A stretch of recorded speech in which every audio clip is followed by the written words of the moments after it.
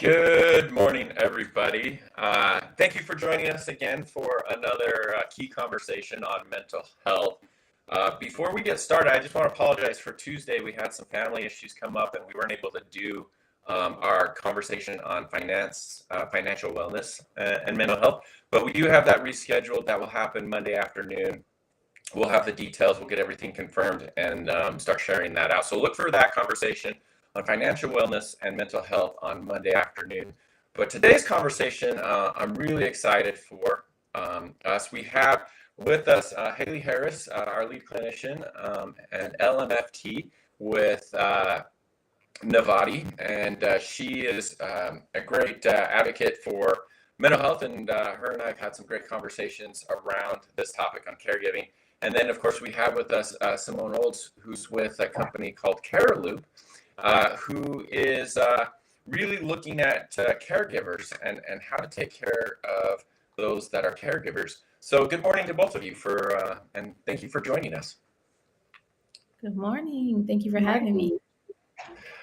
So let's start with you, Simone, if you don't mind giving us just a brief introduction of who you are, your history, and how you got set up with Cariloop. Sure. So again, good morning, everyone. My name is Simone, and I've been with Cariloop. September will make 2 years. And I absolutely love Cariloop. I love what I do as a care coach. Just as David said, highlighting and shining light on the caregivers and being that support to the caregivers, those who care for others. So we're caring for the caregivers.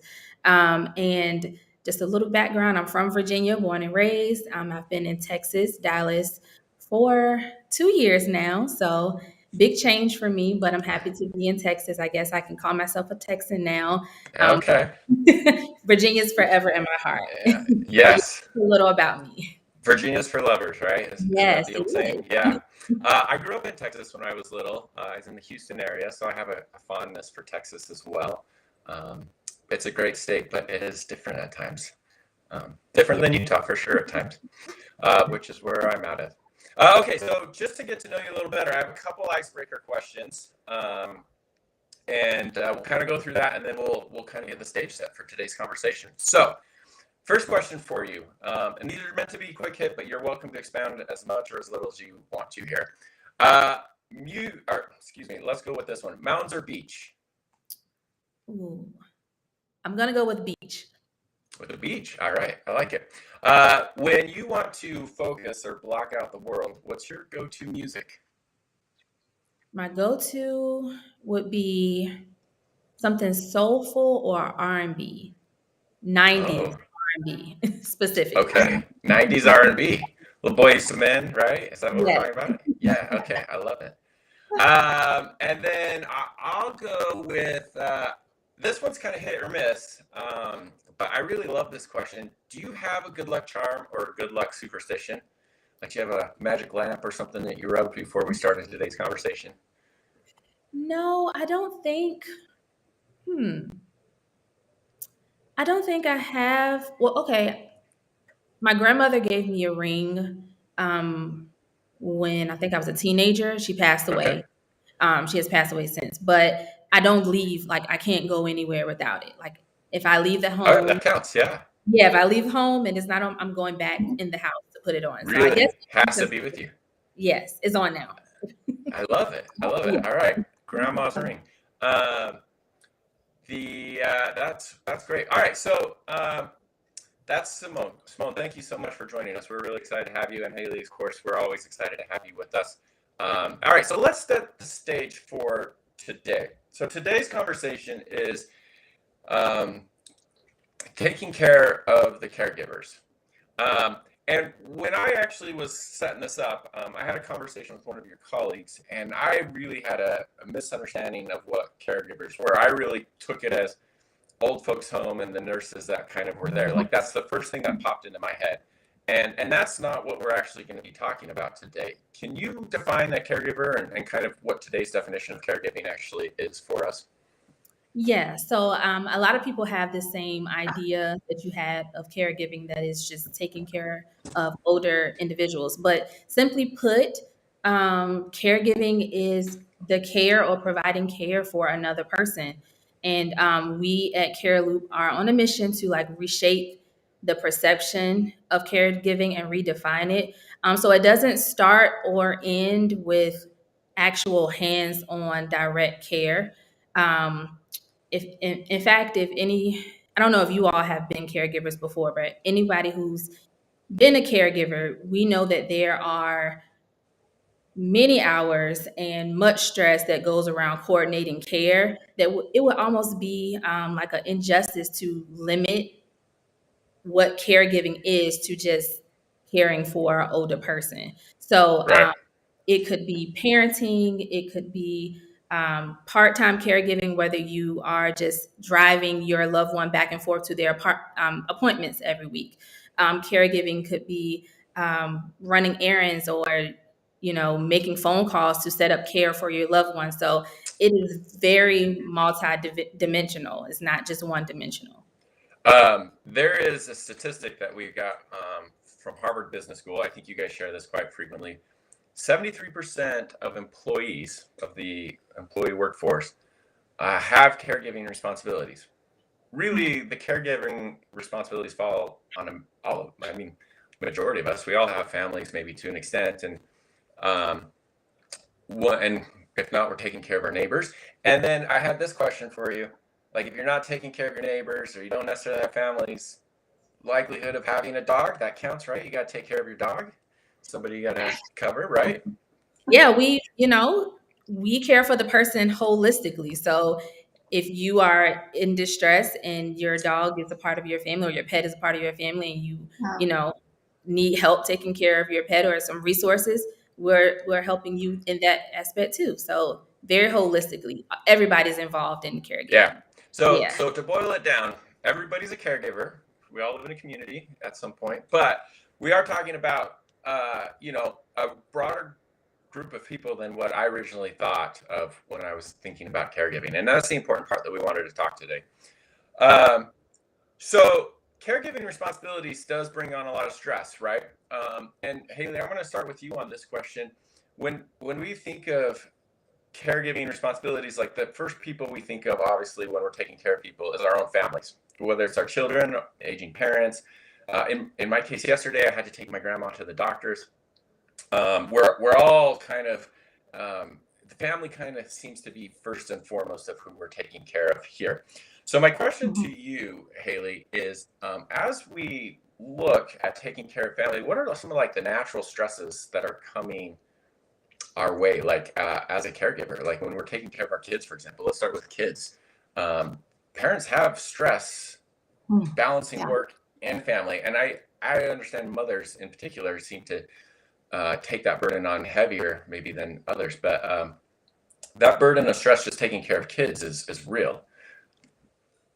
Yeah, no, it definitely is. And I think people sometimes forget how real that stress can be of taking care of kids. I love what Simone said as far as it's not just the hands-on hours, it's also all the other hours of making the phone calls and doing stuff with them for school, contacting, teachers and things like that. And I find the most stressful part is I'm, as a parent myself, I'm taking care of other human beings. I'm trying to make sure that they stay healthy and that they stay stress-free. And so that definitely adds on stress to me for sure. In addition to balancing work and my life on top of their life. Yeah. And where you have, I think, a fabulous, and it probably, obviously you're not alone, and we're going to get into kind of your story a little bit later on. But when we're talking about the families, like even just trying to like balance that out, it does become quite a distraction in the office, right? Like, and I think one of the things that we've learned over the last couple of years with the pandemic is like when people had to balance people's school because kids were not going to school, and how that had to happen. Simone, when we were going through this pandemic and parents all of a sudden had to be teachers plus employees, I'm sure that kept you incredibly busy. What was that experience like for you guys on your side of things? Yes. So the start of the pandemic was rough for everyone. So like you mentioned, parents had to become teachers in addition to doing their own job. And then let's not forget some of the parents who have children with special needs and need extra attention. So the stress levels were very high, and we had caregivers and parents to reach out to Cariloop, and we did our best to support them, whether it was to find backup care, nannies, tutors,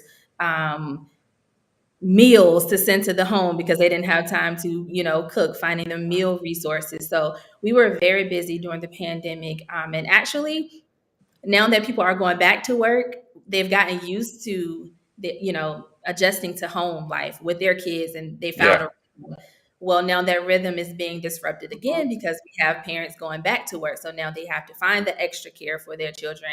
So it seems like a never-ending cycle. There's always adjustments. So that's why it's needed. That's why we need to pay attention to those who are caring for others, because it doesn't end. It's endless. The care and the support is endless. So Haeli, with all of this like back and forth and our change in our environment, like we were forced to work from home. Some of us were already doing it. Forced to become school teachers. Like, what are some of the typical, I guess, mental health issues that were popping up that were becoming more prevalent? Would that be like depression, anxiety? What else were you seeing when you were talking to these people, and kind of what do those signs look like when the stress becomes too much? Yeah, I would definitely say depression, anxiety for sure grew a lot during those years with the transitioning back and forth. And then I would even say, I mean, you don't have to just have depression or anxiety to be struggling with your mental health. It can also, if you just have stress, overwhelm, burnout, like those things are also going to add to struggles with your mental health. And so just having those things alone, those were a huge increase over the last couple of years. Right. And Simone, I'm sure you saw firsthand, is there like any experiences that really stood out as you were having some of these conversations with these burnt out family members, like people who are taking care of family and whatnot? Yes. Burnout would be the perfect word to use, what they're experiencing. Yeah. Well, imagine just your own personal stressors, right? Just you as an individual trying to manage yourself. Now you have to add on this additional loved one and their challenges onto you. And most of the time, the caregivers put themselves on the back burner, which in hindsight isn't healthy, but they're in their minds, they're thinking, I need to care for this loved one. I have to pour all of myself into them. And then they neglect themselves, which leads to more stressors, which leads to more mental health issues and challenges. So we always try to, of course, we're there as the individualized support, right? We're there to find the resources, find the solution to their needs and their problems. But we also like to encourage our caregivers to take care of yourselves first. I often say you can't pour from an empty cup. So it's gonna be after you deplete yourself, you need time to pour back into yourself to be able to pour into your family members. So that's something we like to stress: the care of yourself as well as the care of your loved. It feels like caregivers. So if you take burnout, for example, and just like internalize it a little bit, when I get burned out from a company and my employer, right? Like I have the option of quitting, and sometimes in certain cases I have in the past, right? Found something where the grass may seem greener. You can't really like quit on your family. Now, I know some people might do that, but generally speaking, like we're not programmed to quit on our family. We can't walk away. And so the burnout seems to just mount and mount and mount. And so you have a stat. You have a stat that you put in the notes here. And I don't know if you know the source of this, but you say 70% of caregivers are struggling with mental health challenges. And we talked about 73% of the population, really the workforce, being caregivers. So that's a huge amount of people who are struggling with mental health. And burnout is probably the number one thing we're dealing with, and we can't walk away. So we need to figure out a solution, right? So that's, I think, where we want to turn this conversation is like, what are the solutions that we can have that we can kind of bring to the caregivers, which really is the majority of us, right? Like, what is it that they need? And where do we start helping these people relieve that kind of sensation of burnout? What's the first thing you recommend, Simone? Asking and accepting help. And that Okay. sounds That's simple. hard.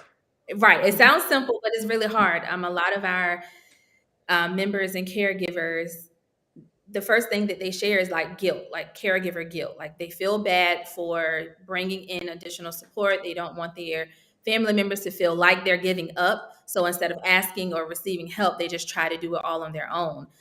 So the first I would say is ask and accept help. Family members, delegate duties, bring more people onto the support system. That will help relieve some of the tasks that you have to do. That way you can focus more on yourself and tend to the other things. So ask for help Yeah. and accept the help. Ask for help. I love that. Asking for help is so hard to do, though. But it allows you, and I would imagine when you get the help to come in just a little bit, and that's really what Cariloop is designed to do. And we'll talk a little bit more what Cariloop does. But I mean, you put yourself in a position to help these people, right? And that I think is really great. When somebody starts to receive help, I guess that gives them a chance to look at themselves just a little bit more and kind of maybe decompress. Haeli, I know this is like your realm and what you love most, but talk about what self-care looks like. Like when you have a minute to breathe, like what are the things that you should be doing to kind of take care of yourself? Well, I think it's important that we remember that self-care really encompasses a bunch of areas. So taking care of ourselves physically, mentally, emotionally, spiritually, socially, and all of those types of things. And that it's not just, taking a day off of work and having it to yourself. That's great, but there's lots of other things that can go into self-care. Like I always say, making sure you're getting your checkups for your, doctors and dentists, and your physical activity, and what's your sleep hygiene, your schedules, Right. and boundaries. So it really does expand a lot into the way that you're living, to make sure that you're able to take care of yourself. Right. And when I guess what happens is when you start to take care of yourself, it seems to create somewhat of a vicious cycle. And this is kind of what your story was, is you were all of a sudden able to do better in your caretaking responsibilities or your caregiving responsibilities. Do you mind sharing? I know you've got a personal story on this, which really highlights what we've been talking about to this point. Do you mind sharing? I know you've shared in the past. Yeah, no, that's fine. I remember when my children were younger, I really got in the mindset that exactly where a lot of caregivers go, I need to be there 100% for them. They are number one. Like Simone said, I put myself on the back burner. I didn't matter. I didn't really ask for help either, because I knew I could do it all myself. I'm strong enough. I know what to do. I can do it all. Where it just eventually led to pretty much a crash, a really big burnout. My mental health got worse, and I was not as good of a parent. I couldn't take care of my kids as well. So it was a really hard lesson to learn. Hey, you need to put yourself first, and it's okay to do that, so that then you can be a better caregiver. So as you started to put yourself first, or take time for yourself, right, and put in some of these techniques of self-care, you became a better mom. Like you were able to do your responsibilities as a mother in a better mind frame, happier maybe. I don't know. Like were you able to see a difference, and were your kids able to see a difference, do you think? I'm not sure if the kids were able to see a difference or not. I'm sure they really were, if I were to kind of look back and ask them about it. But because of like my depression and things like that, it definitely was better once I started taking care of myself more. So that your abilities were definitely better. Oh yeah, definitely. Yeah. And that I think is really, it creates a virtuous cycle, I think is the right word for there. But as you take care of yourself, your ability to take care of others improves. Same way, like if you take a time off at work for some reason, when you come back after vacation, once you get past the like hangover stage, I guess you could say vacation hangover, you're able to work a little bit more effectively, a little bit more efficiently, a little bit more focused, right? That vacation recharged you in a way that sometimes you can't do. That's why there's some interesting studies, correlations. We don't have to get into this. It's a little bit off topic, but like there's a lot of studies about 4-day work weeks, really getting the same amount of work done in 4 days that you normally could do in 5, just because that extra day, you stay more focused when you have during that time. Absolutely. Awesome. Thank you so much for this conversation. We're coming up on the end. We've had both some comments, I think in LinkedIn on this conversation, on YouTube, if you're watching there, on Facebook, wherever you happen to be watching. There is a blog post, both Haeli and I don't know if it was Simone or I think you participated, and another one of your colleagues as well participated in this blog post. We did a joint blog post all on this topic. There's a lot more detail, a lot more tips on the self-care. And look at that, we were able to throw it right here on the screen. You are welcome to go through and read that if you want to get more detail on that. It's available both on Nivati.com's website on their blog and Cariloop.com on their website. If you want to take a look at that, this is the link to the Nivati version. I think, check that out. Simone, do you want to just give a little bit of detail about Cariloop and how you operate there? Sure. So Cariloop, we are a care support service. Care's licensed and certified care coaches, and we have a variety of background and expertise with employees to support them through their caregiver journey. So basically, we just work with the employers to provide. I said this earlier, but individualized support, and I like to emphasize that because they are paired with a live individual who they can speak to, talk to, communicate with. We listen to their needs and we provide the resources that they need to be able to relieve some of that stress. We do the legwork for them basically so that they can spend more time and have that time back with their family. We provide the resources, the support, and sometimes just care. And sometimes people just want to listen. They want someone to listen to them, their needs, feel that they're not alone. So yeah, that's what we do here at Cariloop. And it's pretty amazing. It's anywhere from like finding daycare options or school options for kids to my parents were just diagnosed with dementia. Like, what do I do now? Right? Like, you have resources, checklists, a variety of stuff. You can interview and outsource a bunch of different details, all on behalf of the employee that might need that. Right? Absolutely. We have pediatric coaches, education coaches, and then adult coaches. So from spectrum, the full spectrum of whoever you're taking care of. I love it.